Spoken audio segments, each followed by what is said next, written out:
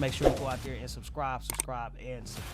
Welcome to Rare Fridays with Mick and Jay, where we talk about sports, life in general, and a whole lot of other shit. I got my uncle in the building. So we got a bunch of recap. I mean, we got a bunch of recap from over the weekend though. For the whole weekend. I know where you trying to get to. We gotta start with to get to, but you need to put your shit. We gotta start with the Chiefs game. Pause. We gotta start with the Chiefs game. Shit on pause.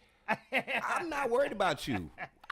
We gonna start with the first preseason game of the year because we've been waiting for a whole 6 months to get back to football season. It's finally here, and regardless to what Royals is doing, I'm trying to find out what my Chiefs is getting down with right now. We gonna get there, but I'm disappointed. I'm disappointed in you boys, man.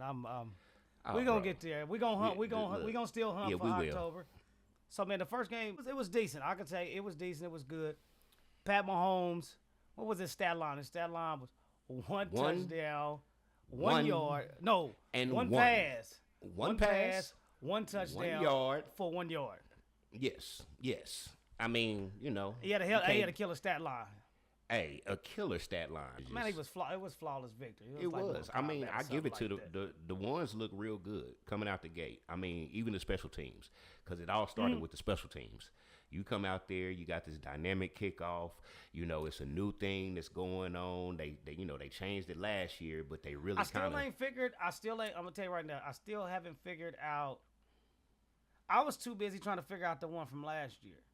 And then they basically said that they changed it again, and I'm like, I think they made it better. Kind of look the same, but no, they made it better actually because what are the adjustments? Okay, so between the 20-yard line and the goal line is the drop zone. So the objective now is to kick the ball between the 20 and the goal line and not kick it into the end zone. Because if you kick it into the end zone, they bringing it out. Last year it was to the 30. This year it's to the 35. So you kick it in the drop zone, you got more chance for run backs. You got more activity to excitement in the kickoff game. And on top of that, if like the kick returners are way back, and the kicker is good enough to put it like right at the 20-yard line inside the zone, soon as that ball hit the ground, the blockers can move. It ain't no more, it's got to be in their hands.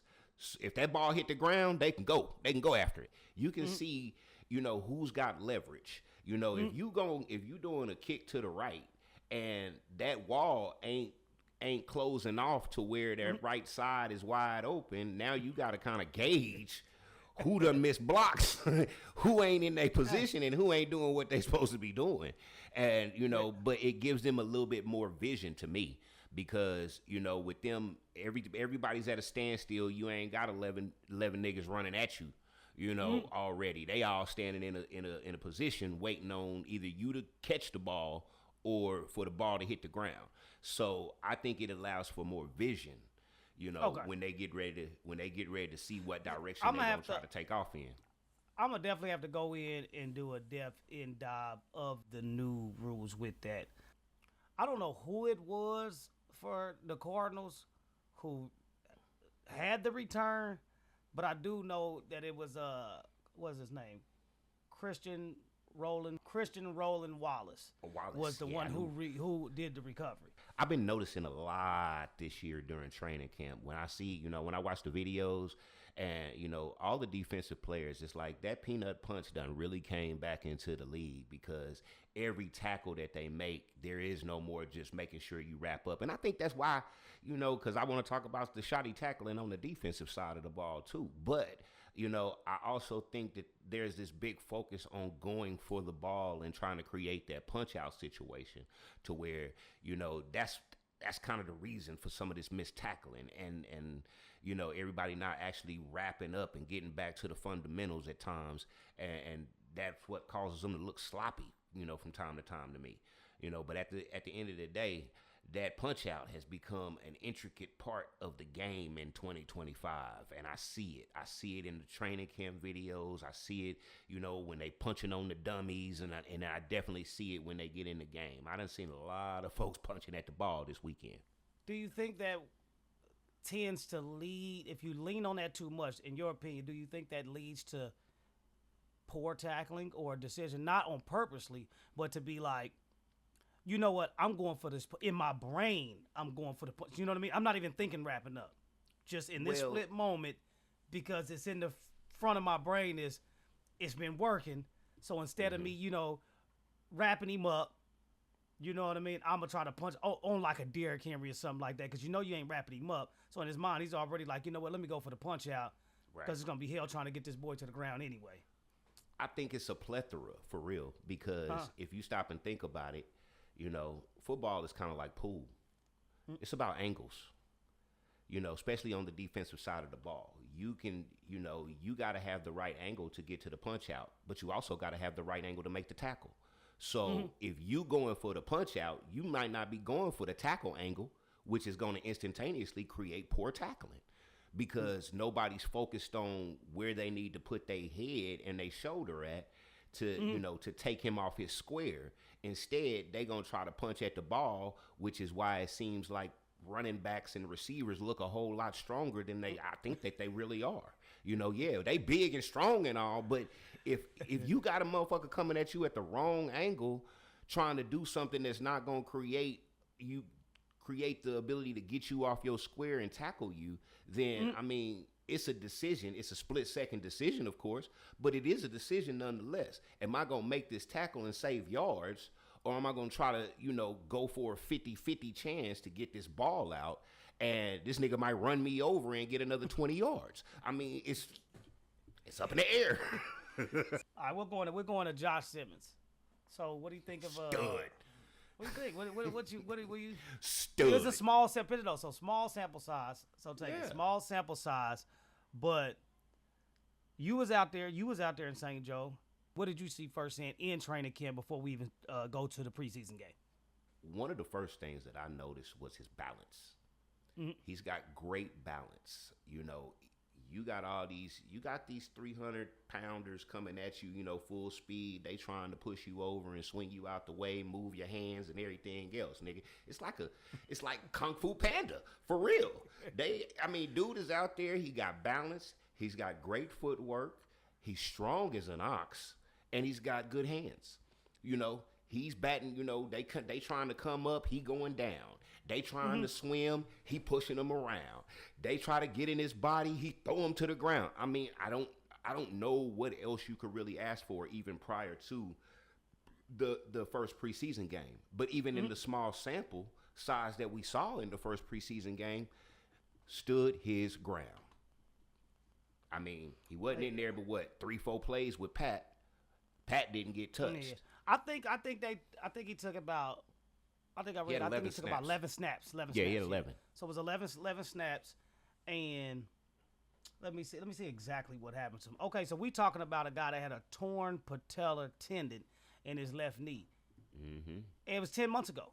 So we talking not even a full year, not even a year and a half, and he's moving from what I've seen. What I got to take on it from the first preseason game, his footwork was nice, and he's quick out his break. He's quick out his break like Jawan Taylor without the penalties. Yeah, because he's not coming faster. He's timing trying to jump fast. No, but he's timing it. He times the with snap the snap really versus doing it to protect himself. Because that's what I get from Jawan Taylor, is that Jawan Taylor's doing it to protect himself, and a lot of them get off fast. But I don't think that. And don't get it twisted. I done seen Jawan Taylor in person, out of uniform, and love the brother. He's a Chief all day. But he's just one big knock needed. He got inverted knees. His shit's inverted. He gotta jump quick, nigga. He gotta get out there. Them knees ain't gonna let him get out there wide too quick. He got to go fast. It's just the way, like I said, it's just the way he got that bend and that leg. So I seen it. It wasn't out there as far. So when I'm watching Josh Simmons, it wasn't out there as far. He was popping quick out of his stance. Only thing that I would take from it that I seen that he may need to work on, he's a little grabby. He's a little more grabby than I thought. He's fast and he's strong and he will swing you, but maybe that's how he was slinging the gelati. He was grabbing. But what I seen in the few reps that from the game the other day, just more of a punch. He needs more of a punch versus a like a grab.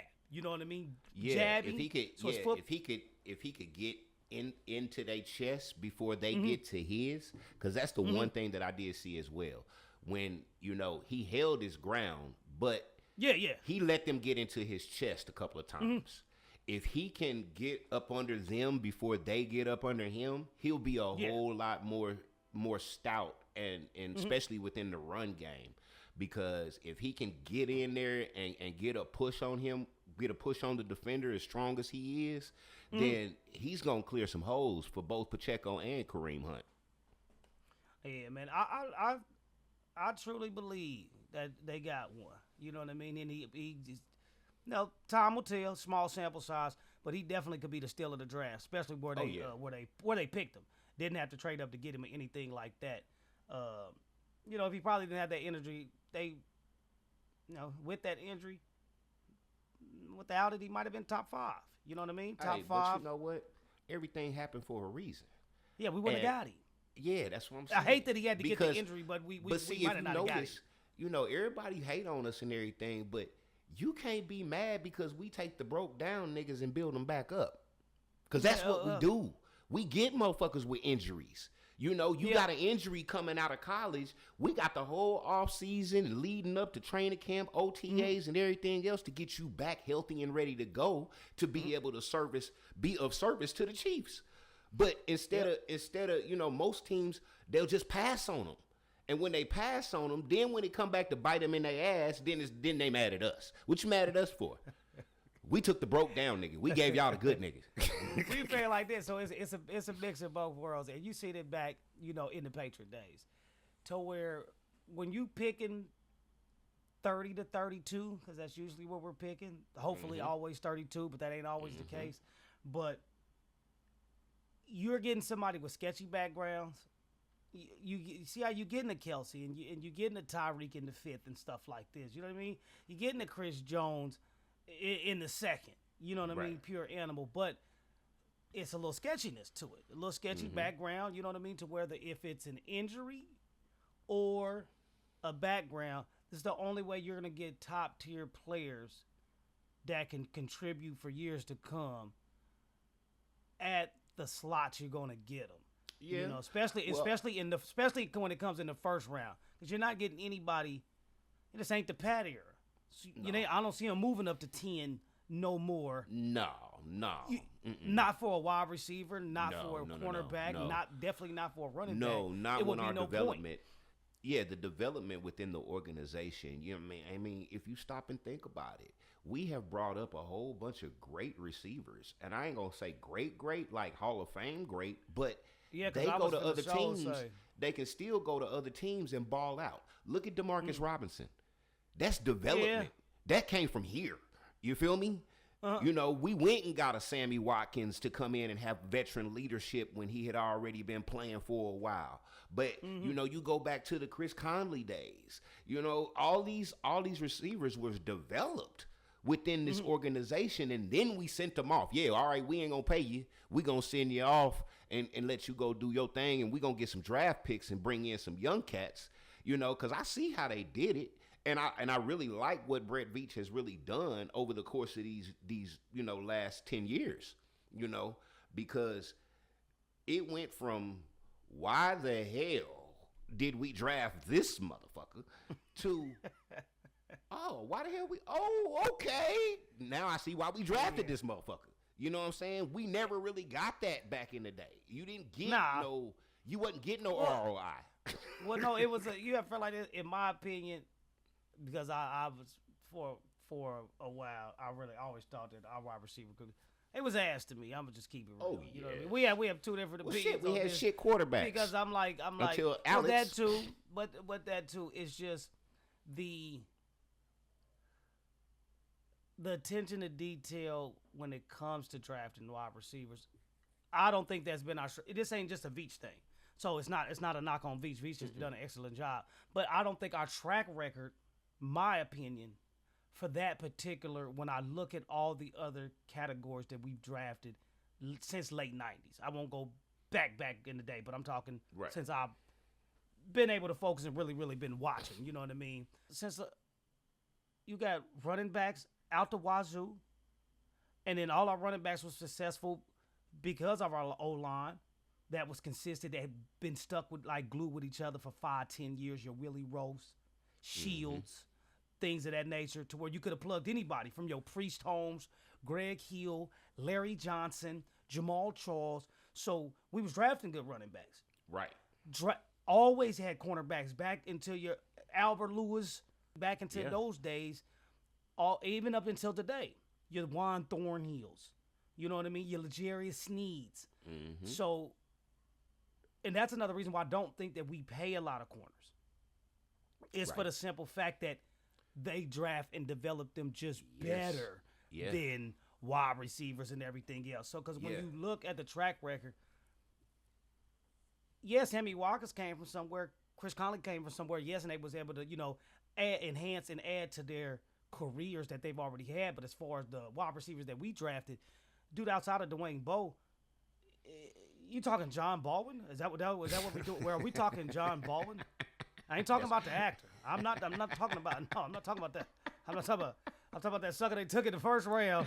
Trash ass, and I'm telling you, terrible. Yeah, he was garbage. You move on to my next thing is, I like Miko. Miko was Dixie. He didn't transition into the full route tree wide receiver. But situational, I won't take nothing from him. He's going to spread that field and he's going to catch that ball. He's a jet sweep guy all day long. I'm sorry. Yeah, he do but listen, he does his job well. He does. But he's not going. He's not. No, he's too stiff. He's fast, but he's stiff. He run high. He ain't got no juke to him. He just don't got no juke to him. Yeah. When you got those mechanical knees, a few other players that I thought in the game was actually good. Tight end, Robert Tonyan. Was it Robert Tonyan? Robert Tonyan. Yeah, came over from the Green Bay Packers. Yeah, he went at a little small sample size, like I said, 3 catches for 49 yards. But they were big catches. He looked immobile. You know what I mean? Very much so. He almost looked like, I heard him say on the news, and I almost agree with them. He almost looked like the best pass catcher of the night. Yeah, he did. Like he was very fluent, smooth with everything he was doing. Mm-hmm. It just all kind of fit, And I know he was playing with the second and third teamers, but you put him in a position. Man, them are still NFL players. I know people be saying right. that. You absolutely right. Saying that though, right? And they'll try to say that, but bro, they still trying to compete for a job. They still got families to take care of. They ain't getting out there just laying down. I don't care if you second or third, and I don't even think there's a second or third. No, there's a first, and then the second and third you get mixed in. You know what I mean? There's a first. True. Yeah, they say third team, but if you think about it, that second and third, they neck and neck trying to battle. Well, you know what? You got to remember what the concept of breaking down the teams is. When it come down to game time, you got your ones. We all know who they are. Okay, yep. Your twos is your first call. Somebody go down, you calling your twos. Your threes. Oh shit, we getting into desperation time now. And you get to your fours, you talking about suckers like me. Oh my God, you better start making phone calls. You better start making phone calls because you're gonna need somebody this week. Not at all. Nah, so yeah, but he's somebody else to look out to. I hope he make it to the tight end room because it's a lot of we got a lot of good tight ends. You think they're gonna keep 3 or 4? Based upon what we've done in prior years, I can see us keeping 4. Because once we get into them tight sets, them double and triple tight end sets, goal line sets, this where them big bodies come into play, but they also pass catchers. So you get the bigger ones that's gonna stay in and block. You got your Travs that's going out for passes. You got Wiley that's gonna be going out for passes. So the more, I kind of feel like the more we got it, the better we are, just based upon a lot of the formations that we run, because we keep a lot of 2 and 3 tight end sets going on. Yeah, hey, I've seen them even last year though. I've seen them out there running 14 personnel, and that's 4 tight ends.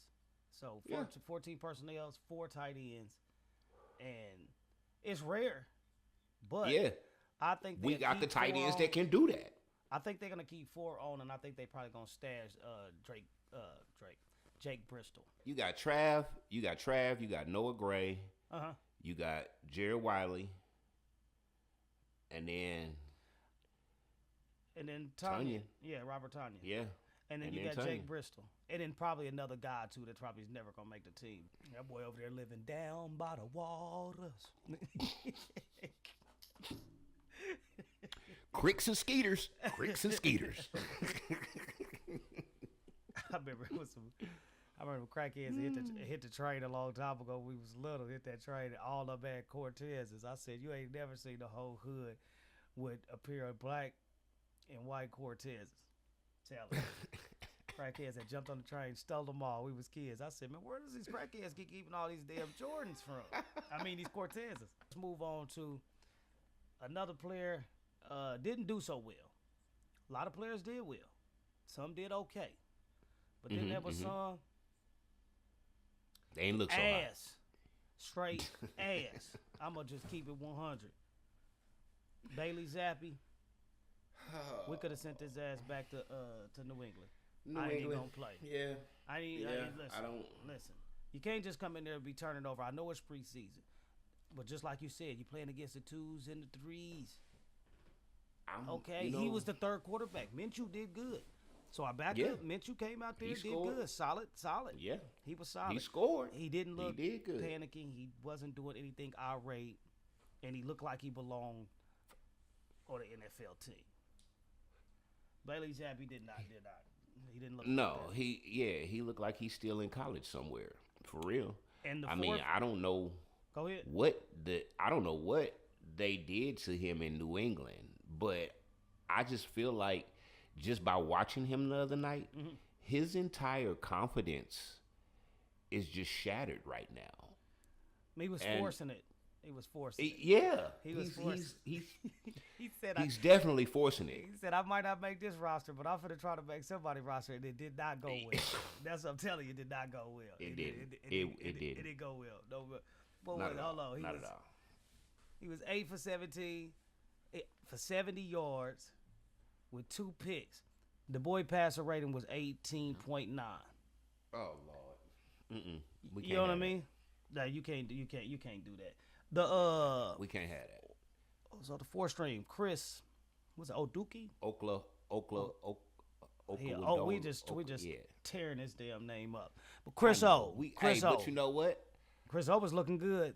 Hey, Kinfolk he's staying. He got to stay. See, he left for 1 year. The catch is he left for 1 year though. This the catch is we been had him. So yeah, he been on the practice squad. Yeah, but he left. And he actually was on somebody else's team, I believe, last year. He wasn't starting or nothing. And then they released him and we got him back. Yeah, because he was already on our I've seen him in preseason on our team at least 2-3 seasons. But I believe last year when we didn't sign him, I believe he ended up, if I'm not mistaken, on somebody else's team. Yeah, I'm glad he's back. I'm happy to see him back, though. I am, too, because to me, he's been one of the more surprising factors, at the QB position, especially when he's had a couple of years to sit up under Patrick. He's had, a couple of years to be on the practice squad, and he knows the system. To bring in a Bailey Zappi who don't know shit about an Andy Reid system, we got and he hasn't proven himself. He hasn't proven himself to actually be a NFL caliber quarterback. I don't even see him being a backup quarterback somewhere. I see him coaching high school in about 6 months. Nah, they gonna get. Hey, you already know. You know how they do. They gonna get. They get 16. That's the best way I could tell you. They get 16 chances. You might get 1. You maybe 2 opportunities. I was talking with somebody the other day, and I was saying that. Dude, they pull them off the couch at 40, 41, 42. Even in the Chiefs, even with your Matt Moores and your Joe Flacco's and everything else. And I'm I seen him the other day too, and I said, "Oh my God!" Me too. I thought he retired. I forgot he was on the Panthers. I forgot. Me too. But I'm basically but the opportunities, you know what I mean? it seems like when we get 30, we're old. Oh yeah. They're not old to their. They got seasoned.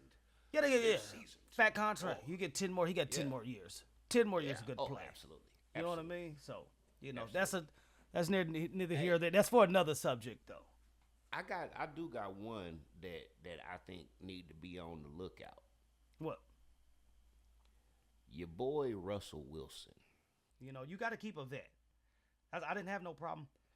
Excuse me. I didn't have no problem with the Joe Flacco on Cleveland. It's the other 5-6 other quarterbacks that they do have, but you got to have a veteran presence. So I don't mind Russell Wilson being on New York because he's gonna start. You know what I mean? And if he struggles, but for how long? 4 to 6 weeks. They're gonna give him.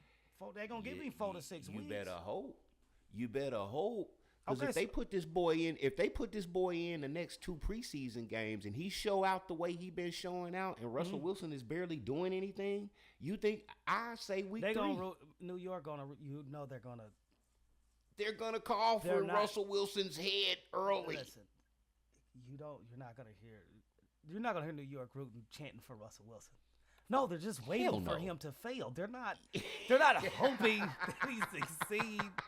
You know what I mean? Exactly. They're not hoping that he succeeds. I can honestly say they're waiting for him to fail so they can boo that man off the field and tell him to go with Sierra and do your thing. And you've got your money. You got paid. Yeah, you got your money. You got paid. Put the kid in. You know. Let's see what he do. Yeah, that's only a matter of time. I think we are living. The more I watch the NFL, I feel like we are living more in an era where everybody's ready to take chances. Mm-hmm. You know. We go get these young kids. Let's see what they can do. Let's not wait. I remember back in the day, bro, you go draft somebody, we don't see that nigga for 3 years. They city. You forgot we drafted him because he ain't on the field playing. He back there learning and sitting behind a Neil Smith or a Derek Johnson or, somebody, a Deron Cherry, somebody back there. We didn't see him for 2-3 years. That was growing him up. But now we get him. And it's time to see what you all about coming out the gate, because it ain't no fuck around and find out. It ain't no wait and see. It's get your ass in there and earn that check we about to give you. Let's see how big of a check you want. And I feel like that's the way they going at it these days now. Is let's see how big of a check you want. And I feel like this. I look at it both ways. I look at it that way, but as well, I look at it as, I can have him for 5 years at a cheap rate. The longer I sit him, so it does. You know what I mean? I look at it, twofold. Well, you got a point. When you're looking from an owner standpoint, if I'm gonna fill out my team and pay this my other veteran or somebody else, I got this young boy. I need to start him right now, because if I wait 2 years and start him in year 3, he's gonna want to get paid in 2 years. True. Versus 4. You got a point. So it's a balance, and that's the way I've looked at it as well. It's like, hey, because some of them do need to sit, you know what I mean, and they do crash and burn. Some of them, they have to develop.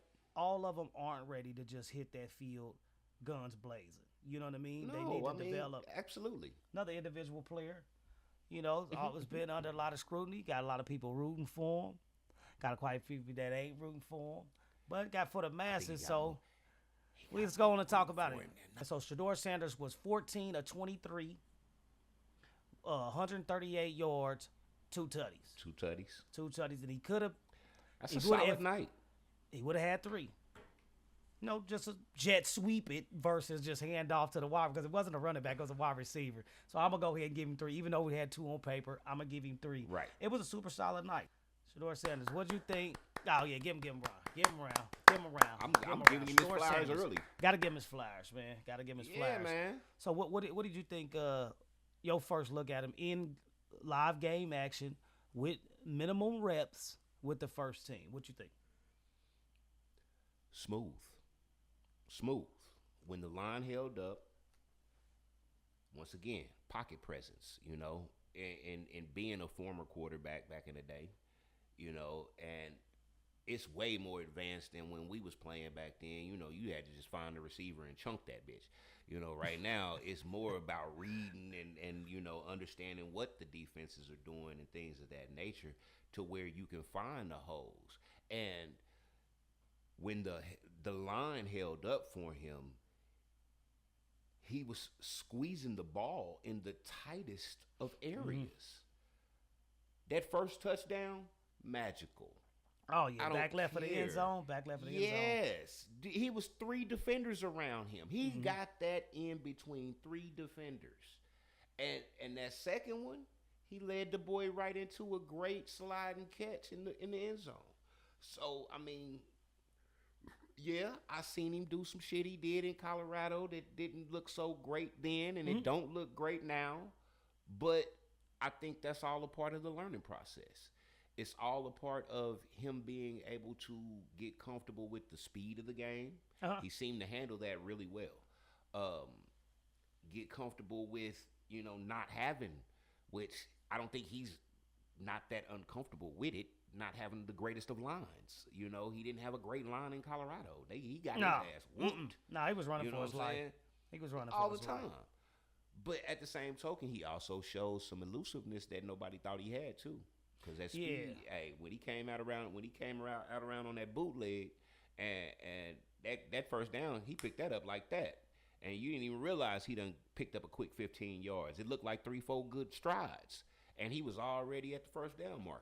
So I mean, he's showing a lot of qualities that they ain't gonna be able to deny him. Mm-hmm. You know, they can play the political game of football all they want to, but it's gonna come a time where he's gonna rise above the rest. You know, you didn't get a chance to see what Dylan Gabriel got to offer, but at the same token, he's little. He's a little dude to me. He is a tiny guy. You know what I'm saying? He reminds me of Tua. He a little lefty that's getting ready to have all kinds of problems seeing over the line, and I don't know what's gonna happen. You know, I wish him well. I hope he does well. But, I mean, between Kenny Pickett, Joe Flacco, Shedeur Sanders, oh, yeah. It's only a matter of time. It's only a matter of time. I mean, what did you see, though? Well, first and foremost, I thought they just threw him into the fire. But, you know, where we come from, we thrive. Yeah, like, you know what I mean? You're not, you know, set up in the most, you know, advantageous situations. So, you know what I mean? For him to not only have one practice, you know what I mean? Basically, he had one practice, first team reps with the first team, and was with the 2s and the 3s, all the training camp. You know, when all the other 3 quarterbacks had at least multiple reps with the first team starting line, starting wide receivers, running backs, and whatnot. And then you see when they put him out there, not only they put him out there a little bit, they didn't give him no weapons. So no one's even taking that in consideration. So, yeah, he did play good. Yeah, he did have some few mistakes, you know what I mean, which you would expect for a rookie in his first start. But what he did show me, he showed me good pocket presence. He showed me awareness. And somebody might think I'm hating. What I've seen in him is what the Colts have been trying to get out of Anthony Richardson. And that is my opinion and my take on it. You know what I mean? As far as situational awareness, he might not have got hurt the other day. You got to know where the people is, and you got to be able to maneuver in the pocket and not to run. Because what Shedeur was doing was manipulating and moving up and sliding. He wasn't panicking. He managed the game. That's what a lot of people wanted him to do on the outside, and a lot of people didn't want him to do on the inside. Because they didn't expect him to play that well. Okay. They didn't expect him to play that well. Okay, but let's be honest, though. One of the major things, you know, you can be spectacular all you want to, but being spectacular means nothing if you can't manage the game. Mm-hmm. You know, I hear them down talking the game managers and this, that, and the other. But if you don't manage the game, your spectacular plays can go for naught. Mm-hmm. because they not in the right times. They not in the situations that's going to take you and pull you away and help you win the close game or help you pull away for it not to be so exciting at the end. But if you're not managing the game to know what the situation is and how to control that situation, then you don't deserve to be up under center. No, you have to be a game manager. Yeah, ain't nothing wrong with it. Ain't nothing wrong with it. No. It's not nothing wrong with it. It's a must. That is a must for the position. I don't give a fuck what nobody say. Everybody that talk that shit ain't never got up under center. They ain't never stood in the shotgun. They ain't never had 320-pound tackles and DNs coming running at your ass. Nigga, I've been hit by one of the greatest defensive ends to play for the St. Louis Rams ever in the 90s, Leonard Little. That man, look, you gotta know. This one I knew I was done playing quarterback, my nigga. That boy put my lights out one day. He played at Coffeyville Junior College. We was playing. I played at Independence, and we met up. And yeah, it wasn't pleasant. It wasn't pretty. And every time I seen him sack a nigga in the NFL, I said, "Ooh, I know what that feel like. I know what that feel like, and it don't feel good." But I mean, that's all about managing the game. You got to be able to see who's coming from the blind side. You got to see who's coming from the front side. You got to see who's coming up the middle. You got to know this stuff. And that's the only way you can manage the game, to make spectacular plays. Mm-hmm. You know what I mean? If you can't read, reading is fundamental. Hell yeah, you got to, man. And gotta have it. And like I said, but that's why I said that.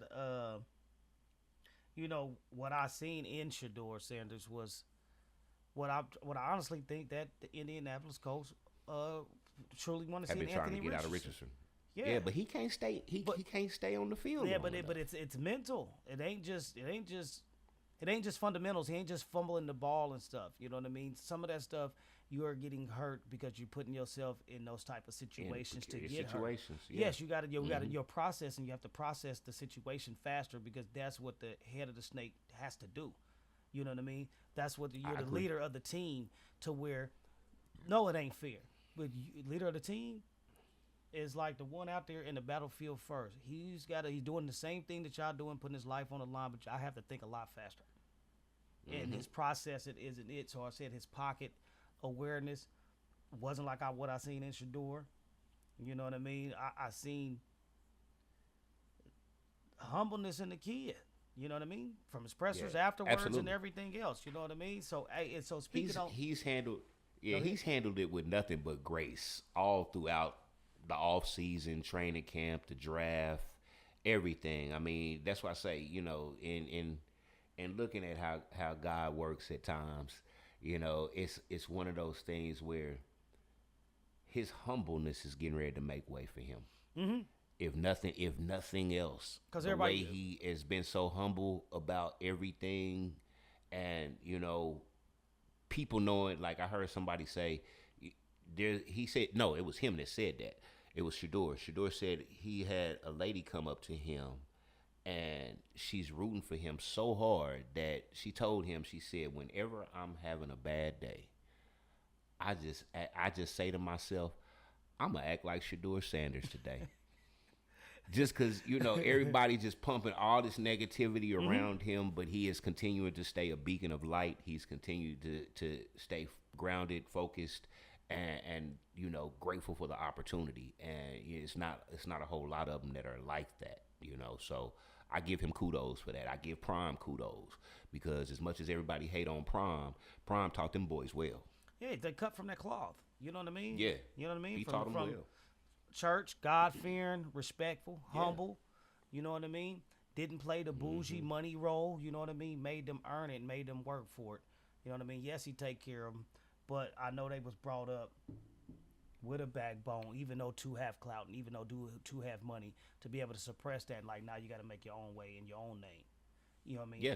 I'm telling you, I can love you, wrap my arms around you, but I know Prime is like, you got to make your own way. You ain't going to be able to just live off my name, and I'm not finna just give you a bunch of money and you don't got to work hard because he worked. Look how hard he had to work to get to where he is today, and what what Prime has had to overcome, and even what he had to overcome still to this day, from back then till now. Dealing with bladder cancer. Who knew?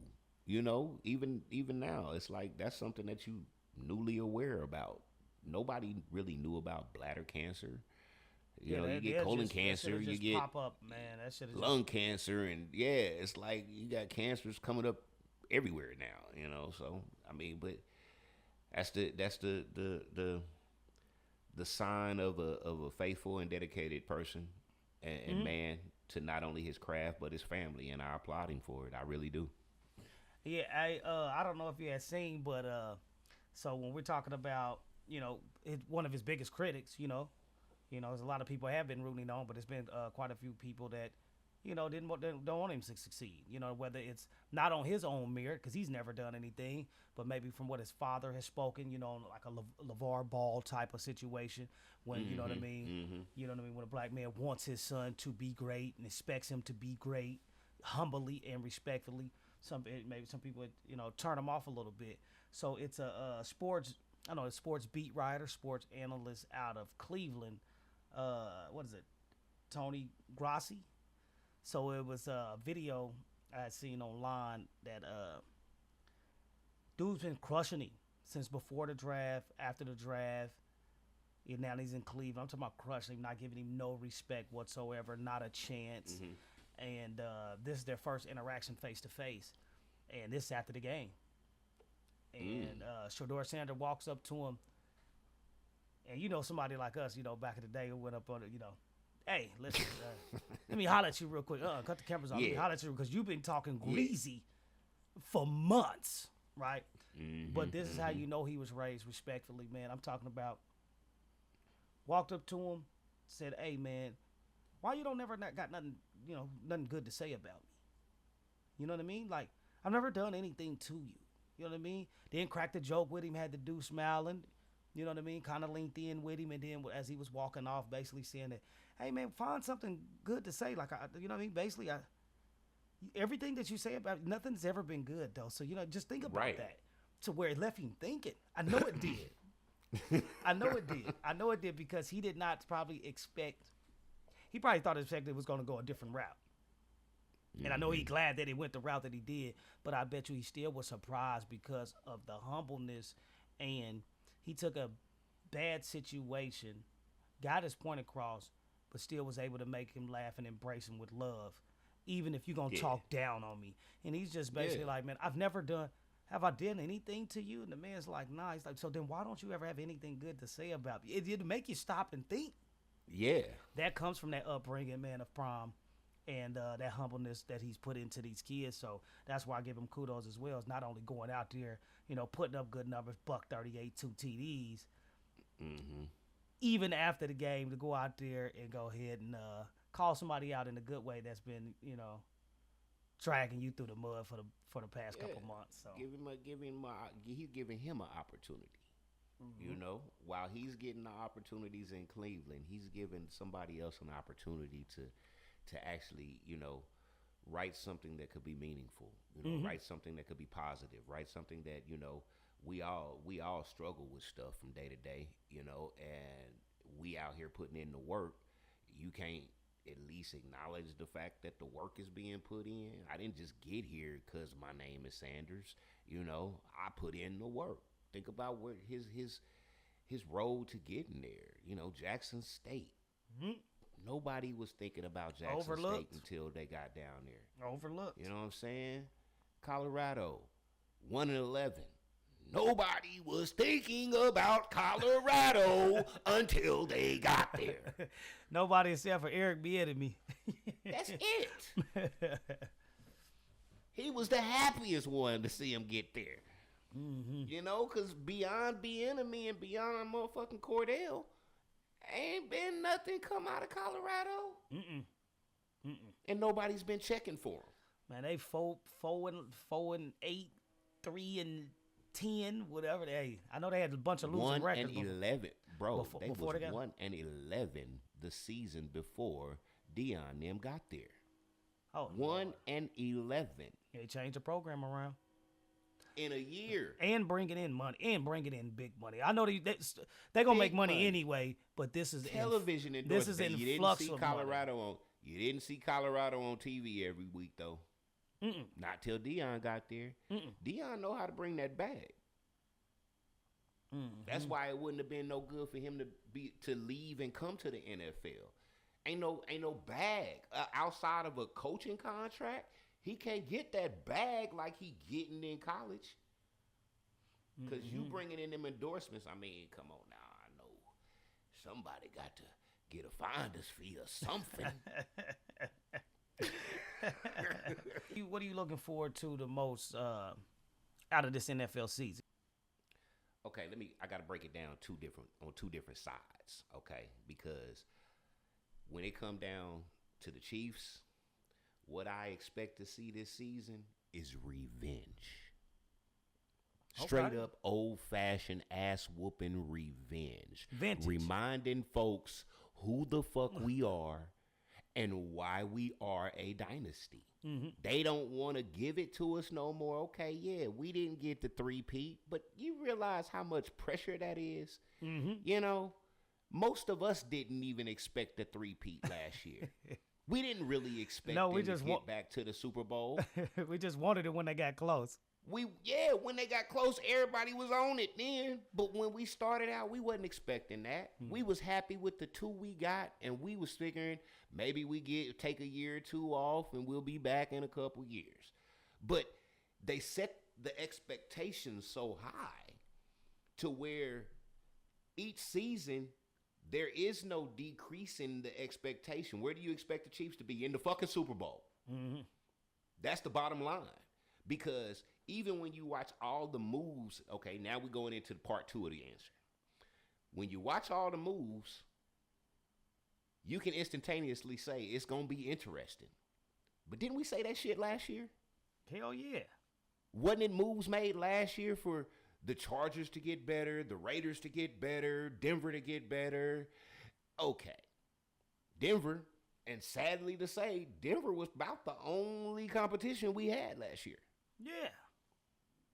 We had to block a field goal to win the first game, and we handed them the second game because wasn't nobody playing.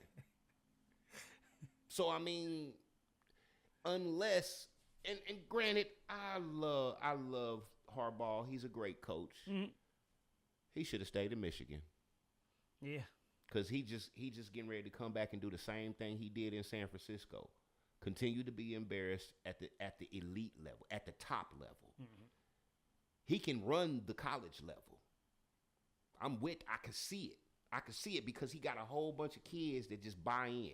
Now they claiming that these Chargers is buying in, but at the same token, it's salaries, it's egos, it's pieces that's going, whether they leave, get injured, because we all know injuries is one of the biggest parts of the game. You know, hopefully we stay healthy. Hopefully everybody stay healthy. You know, all in all, you know, if you can make it through the injuries, I expect Cincinnati to be back in the conversation. They speaking highly of Buffalo. I ain't buying it yet. Nah. I'm not buying it. Baltimore, we know what they do. I love Lamar. I love his game. He's one of the most elusive quarterbacks I've seen since Michael Vick. But they don't got the juice. They just don't got the juice. The AFC still comes through Kansas City. Oh, yeah. As far as I'm concerned. There's no doubt. And that's not me being a fan. No. That's not me fanboying. No. That's me looking at the logistics of all the teams in the AFC. I don't see. Miami's not getting ready to make a run. Cincinnati defense still terrible. They still bad. But still I mean, terrible. what's Burrow and Chase gonna do? But even then, we seem to still got their number. Yeah, they beat everybody. Give y'all hyphy because they beat us 1 year. I don't get that. They beat us 1 year and talk shit. Ain't seen them since. Not when it count, not when it matter. So I mean,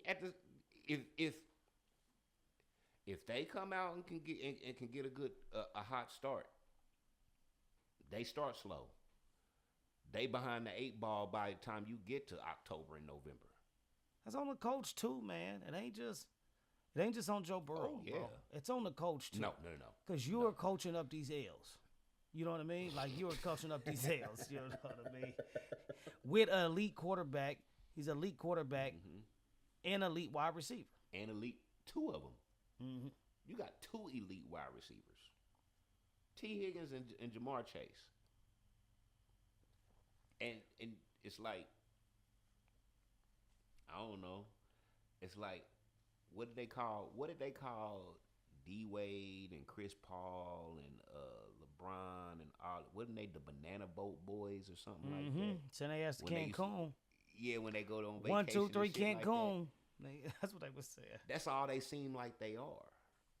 You know, they the Banana Boat Boys of the NFL. You more interested in being best friends and you know, playing sandlot ball seem like, than actually figuring out what you need in that system. If you gonna be a leader, I ain't saying you go in there and you walk into the coach's office and take over and shit, but I mean, this is where also I do blame the coaches as well, because unlike Andy Reid specializes in finding the strengths and talent of his players and working his offense to that point. To their strengths. These other coaches, they got systems. They try to force you into that system. Yeah, it don't matter who they bring into their system. Their objective is to run a system. So they not looking at the players within the system. Even to me, I watch all these NFL teams misuse some of their best players. Yeah, they got them doing stuff that they're not accustomed to doing. It's not to their strength. But it's the system. And the bottom line is, if you don't abide by the system, you become expendable. Yeah. And in that being the business, that's the bullshit part of the business to me. Because if you didn't take the time to really vet what you drafted or traded for or brought in free agency and allowed whatever system you got to work alongside this player, opposed to, I'm going to plug you in here and this is what you got to do. Everybody ain't built like that. So, man, back on to, Micah Parsons. Man, they got to pay. Jerry should have been paid him.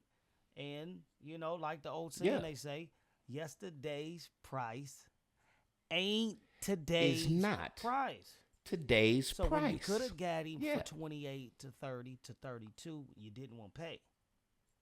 And he hung on this year and said, you know what? Now it's going to end up costing you 40. That is a 40 ball, 42. Because he wants it. And he deserves it to be right up there with TJ. TJ Watt got his money. So it's Max Crosby and TJ Watt got that bag. Myles Garrett too.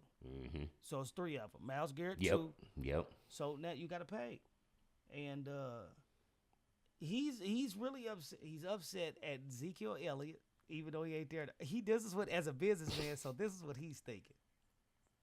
So it could be 2 things. He's upset because where Zeke got the bag, tore his ass up, right? See, Dak, he cornered Dak in the market. Dak cornered him in the market, put him in the chokehold. You know what I mean? Yeah. Boy had 60. Picture Dak Prescott at 60 M's. 60 M's is ridiculous for Dak Prescott. I ain't hating on my man pockets. He decent, but he ain't 6. He's not a 60 M. He's not a 60 M quarterback. You waited too long to do these deals, and then you put yourself. Did the same thing with CD. Yeah, CD's elite, but CD Lamb, he's not Justin Jefferson. He's not Jamar Chase. You know what I mean? He good. He's better than average. But as far as paying him top 3, top 5 money is crazy. So you spread it thin. You gotta pay the man. You got to.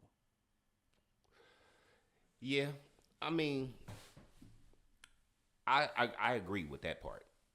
And the only thing that gets to me from a player standpoint, because sometimes it ain't just the money, especially with the NFL. You got to think about how much they putting their bodies on the line, and the health issues, concussion issues, things of that nature. It becomes a resentment when it's time to visit the contract and you want to wait because you putting my health in jeopardy. You putting my mental capacity in jeopardy to come out here to entertain for you. And yes, I'm playing the game that I love and I know what I signed up for, but I done performed. I done overperformed. So when it's time and you want to hesitate, I wouldn't give a shit if it was still the same 32. You can give me the 32, but because you waited, now I feel some kind of way. And me giving you my all, because if something happened to me, you gonna leave me on the curb. Well, no, that's what they're gonna do. You know what I'm saying? But this is where I understand why players are fighting for themselves. Whether it be through their agent or whether it be through their mama or whoever's negotiating the contract. You have to, those things come into play, especially in this game. Some of the other sports, yeah, it's the injury factor, but I don't know any other sport outside of hockey where you can get smacked and that can end your whole fucking career and your existence. Yeah, man, to have a 100% injury rate is crazy. It's 100% to know that you getting hurt. Picture this. It's not. Yeah, it's not an if. It's when. It's a win. Man, I'm gonna need you to. Our next thing is, I'm looking at it now. I'm gonna need you to get your cord up on that thing, man. Man, yeah, man, you need to get some rubber band tape on that motherfucker. Just a dangling. Every time you lean over and grab something, that motherfucker get caught up in your neck. And I wasn't paying no attention at first. Yeah, now you good. Now you looking like a professional. You know what I mean? Nah, you all good. When it comes to Jerry Jones, I think that he does just want to stay in the media. And because they're still making money. So just picture this. If you're a businessman, and every station talks about your team, you're getting big endorsements, all your stadium's still sold out, ain't nobody coming with no paper bags, ain't nobody boycotting, ain't nobody doing none of that, they spending big, they buying jerseys. What do you need to want to, even though it's been 30 years, why go the extra mile? When you keep saying it seems like the Philadelphia Sixers, we can just trust the process. There is no process in Dallas. No, right. There isn't. They don't go do anything that make you think with the players that are good on their team that they draft, or to even go bring in good players. They don't.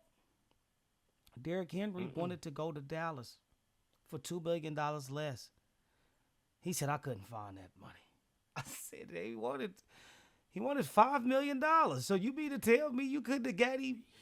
He wanted to go play in Dallas, and said, I'd take a little less to go play because that's where I really want to go play. He got more, and I'm glad he in Baltimore.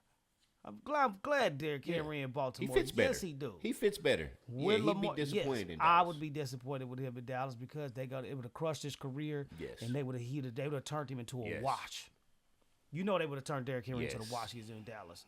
You know what I mean? You're under so much scrutiny, but you're dealing with an owner that thinks he's the head coach, the president, the GM.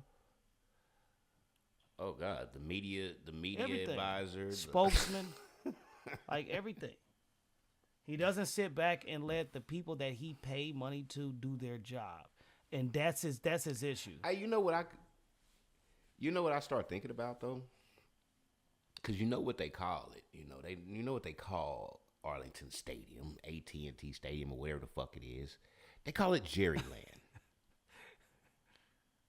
And if you stop and think about it, this motherfucker's making just as much money off of concerts, boxing matches, and everything else than he is on the fucking football team.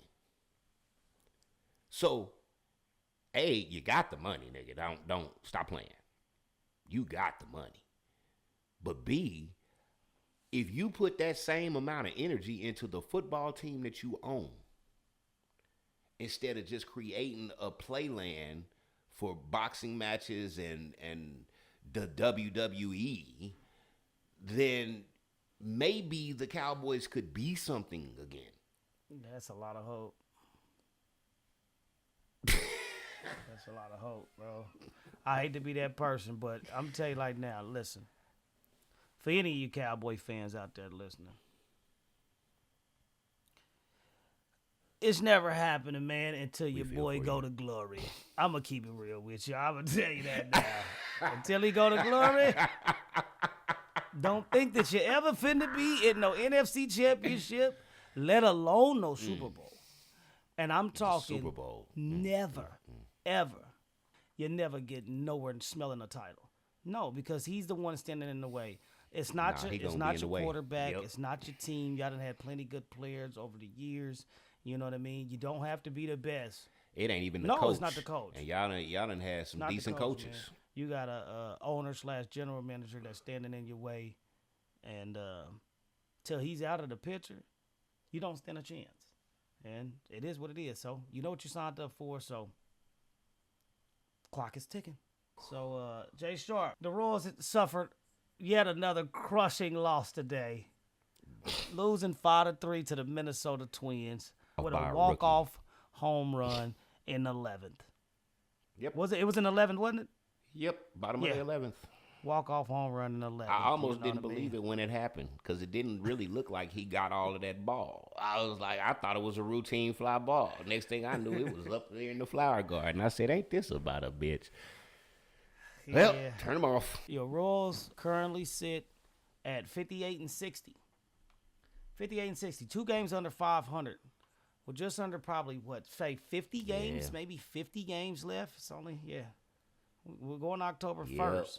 We got about 40, I think it's 47 to 50 games left. So, I'll let you go ahead and lead with this. When All-Star break, what did you expect moving forward? After the All-Star break, I expected for the Royals to figure out a way to right the wrongs of the first half of the season. The wrongs of the first half of the season, low scoring output, not being able to hit with runners in scoring position, just, base running mistakes and things that I watched over the course of the first half that I just expected for them to correct, whether it be those 4 days or 5 days that they got off for All-Star weekend to, go and revisit and refocus. We had a couple of people, we had a couple of All-Stars, Michael Garcia, Bobby Witt, Chris Bubich. Unfortunately, after the All-Star break, Bubich ends up with an elbow injury and he's out for the season. So our number one pitching All-Star is now out for the season. So we ended up losing about 3 pitchers. So Cole Reagans is out, Bubich is out, and there's one more that I can't think of off the top of my head. Lorenzen's out. That's who out. And those are 3 of our 5 starting rotation. So we down to 2 pitchers.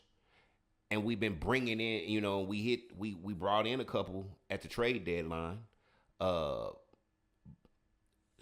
fast forward into today, Burger pitched today, which he had a decent outing, and it was a really he looked like he's getting more and more comfortable within the Royal system, within the uniform, getting used to Salvi behind the plate, changing catchers.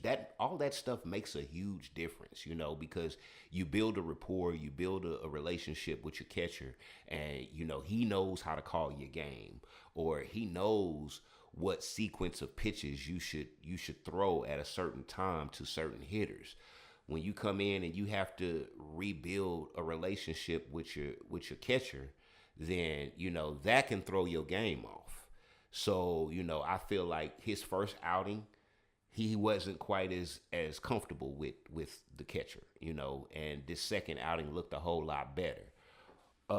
Some of the people that we picked up during the trade deadline, helped. That was the second thing that I was really looking forward to after the All-Star break, was the trade deadline, to see what kind of moves that the Royals would make to make a push to try to get the wild card, and fortunately, with the way Detroit's been playing lately, they've been losing more games than they've been winning, so it allows us to gain ground if we can win. We had a series this weekend with the Minnesota Twins. One of the things that really stood out to me about that series was that Minnesota had just traded 11 of their players at the trade deadline. So all of they lineup was these young up and coming players that are either rookies, second year players. They brought them up from the minor leagues, from AAA, and giving them opportunities. Unfortunately, those opportunities led to a series win, because we couldn't figure out what to do with the young cats. They had bats rattling. The pitching was it was stumping our hitters. We've made some adjustments in the lineup. Some days it works, some days it don't. You could tell which days they groveled over a loss and had too many Miller High Lives after the game. Because the next day, it shows. I don't expect them to be perfect. It's 162 games, and it's a lot of season. Jay Sharp though. Realistically though, we're over 100 games in though.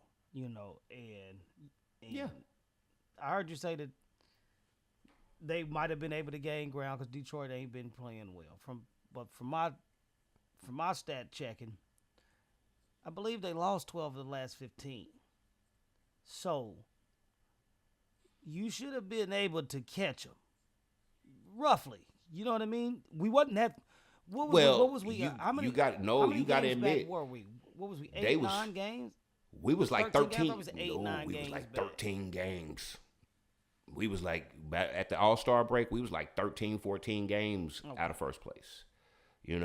And it was an uphill battle, and it still is an uphill battle. Because, you don't expect Detroit to just keep losing. They still the number one team in the AL Central. So, something's got to give. I was listening to one of the sports talk shows the other day, and they made a great point. We gotta, they on their way home right now. And we got a 10-game stretch against sucky teams. These last 3 games was supposed to be a part of this stretch where we should be able to take these series and win at least 7 of 10. Are you talking about on this next stretch? Yeah, over the next 10 games, we playing the Chicago White Sox and we got 7 with the Chicago White Sox. We got 4 with the Texas Rangers. Yeah. And then I do believe that we actually played Detroit after that. So the next 7 games, it was the 10-game stretch started with this weekend. They haven't played 2 weeks of good baseball all year, and you've been watching them. I'm talking 2 no, they haven't. Straight weeks, not 2 consecutive. They're not consistent. So They're not consistent. Be realistic. You've been watching. I'm very realistic about it. So what?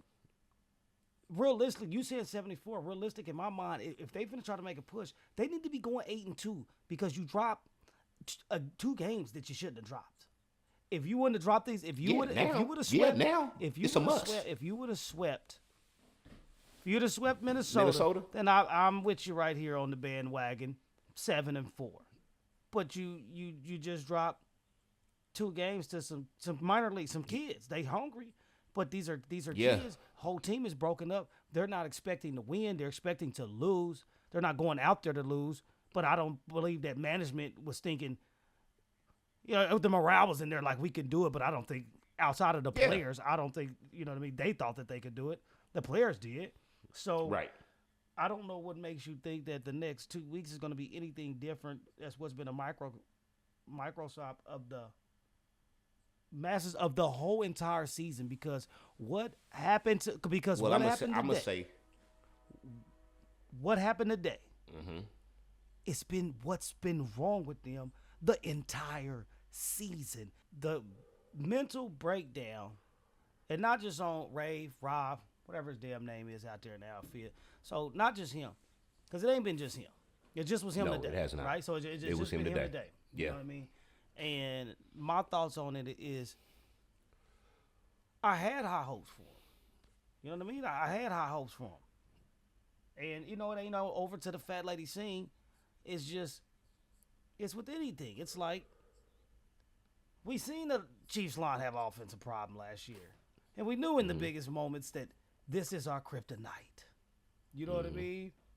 Mm-hmm. See, the Lakers had no center.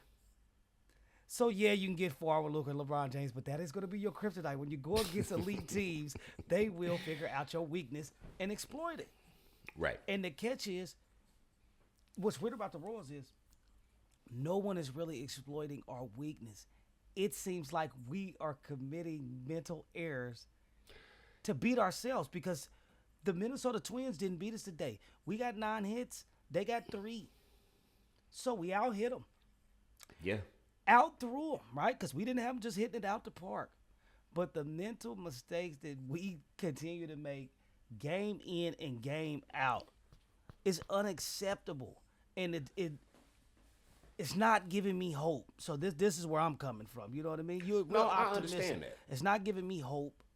And I still believe, but it's like, I don't know if they believe. And it's in the little details. Because like I'm saying is, it'd be different if they don't got no squad, bro. When I look at them on paper and I look at them and I look at where they rank since the All-Star, you know what I mean, with their batting, when the bats – this ain't talking about the beginning of the season. I'm talking about how the bats been batting lately. You know what I mean? Mm-hmm. Yes, it was a rough 60 days, 70 days of non-scoring, but we were still able to manage some wins out and keep those games close. But now that the bats is going – those same mental errors that was happening in those tight games is happening in the big spread games, and in the tightest moments, the things like we talked about before. This team has more talent, but they don't do anything small right. Nothing. Pitch hitting, base running, nothing. One thing about it is, I feel like, and this is, and far be it from me to make any kind of excuses for them, because baseball is one of the most unpredictable games that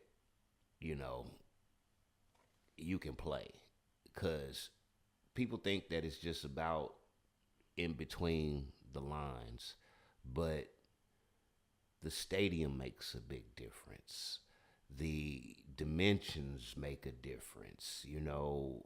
It's a lot of what they've gone through have been bad bounces. Okay? I'm not taking away from the mental errors, the base running errors. Because it kind of sounds like. No, I'm not. No, not by any means. I'm not, because those are the bonehead plays of the day. Okay, and you lucky if you get through a game without a bonehead play.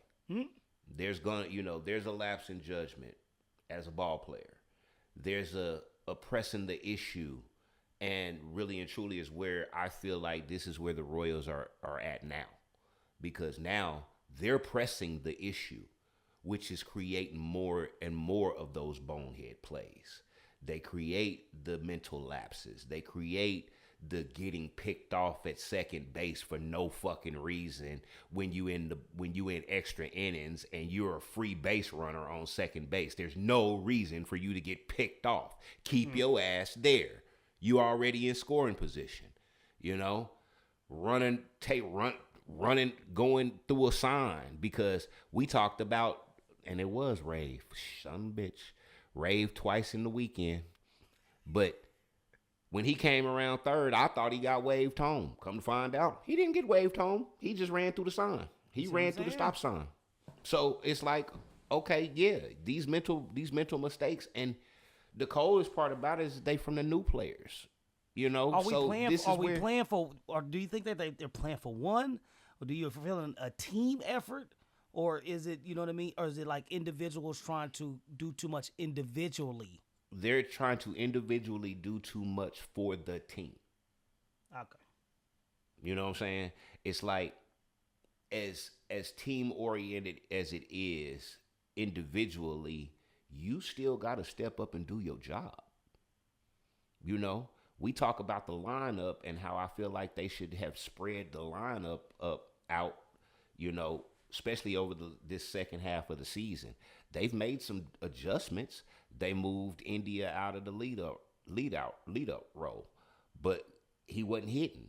So the leadoff role, you're supposed to get on base so that 2, 3, and 4 can drive you in. If you don't get on base at 1, then you're already fucking up the game plan. So there's no point in you be at 1. So they moved him down to 6. Picked up Mike Yastrzemski, moved him into the leadoff role. You get a little bit better production, but it depends on what day it is. You know, to get them to play some consistent ball, and it's not too late. It's not too late for that switch to turn on. And they because I watched them over the course of this season have a 10, 12, 14 game run. You know, win 14 or 16. And get themselves back in. Real optimistic. Okay, so with that type of optimisticness, on a meter scale, you take a drink. On a meter scale, how concerned from 1 to 10? How concerned from 1 to 10? How concerned are you about your rules making the postseason? I'm very concerned. I'm concerned about them making from 1 to 10 meter scale. 1 to 10 meter scale. I'm gonna say about a 7.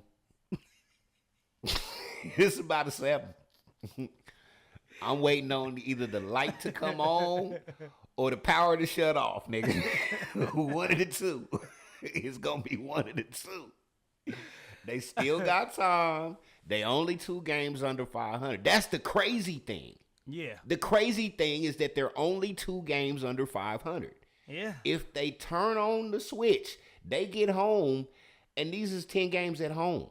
We've been gone for the last 2 weeks. One day they come out, the mechanics are wonderful. The next day they come out and they're just out there just playing catch, just letting them smack it all over the park. And a lot of it comes from the pitching. The lack of pitching that we have right now is a lot of the reason. You know, yes, there's the bonehead plays, but they pick themselves up from bonehead plays. I've watched them do it. But when the pitching ain't on, we ain't got no chance. So our starting rotation really has to buckle down over the next 40 games. So they damn not got to be perfect to win. Well, they got to go deeper into the games. You can't go 5 innings and then turn it over to the bullpen that's questionable for 4. Yeah. Well, when you're giving up, and I'm not saying this game, but when you're giving up 5, 4, 5, Lugo, he's going to be playing. Unacceptable. When is he coming out? On Tuesday? What is it, the Nationals? I think the Nationals on Tuesday. He on deck. Hopefully he don't give up another 5 in the first and second. Like you see what I'm saying? Because I don't know. But that's collectively. But that ain't even like. But that's what I'm saying. But this it's a collective one stop. It's so many players and just doing different things. like you see, at different times, to where collectively that shit add up. You can be good one time, but you got to feel like this, and it's okay to make mistakes, but the team is consistently making mistakes. You know what I mean? One guy this day, next guy that day, management that day. Okay, so even in let's not even get into that. So even in this what was I believe it was in the second. So even in the second. So in the second, when you got a runner on second and third, why are they telling him to bunt when they're going against a pitcher that can't even pitch yet? So just think about that. Hold on, just think about what I just said. A pitcher that everybody that's watching the TV with their eyes and everybody on the field can see that this sucker is out here. He ain't had no sleep because he was out there throwing like he had Stevie Wonder eyes. So listen, why not smack him?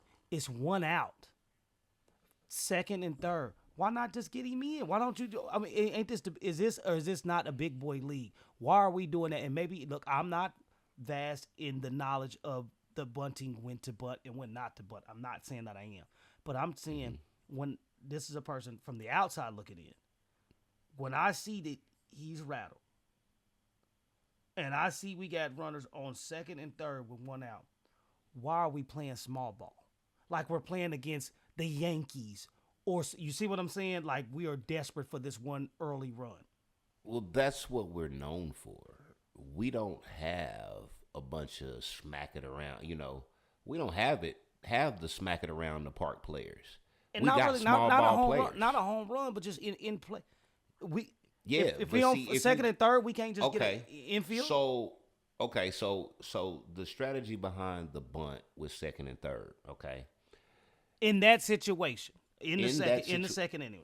In the second inning, second and third, one out, you going for a sacrifice bunt. The objective is to bunt the ball down the first base line because the first baseman has more trouble trying to get to that ball and make a play from the runner on third coming home.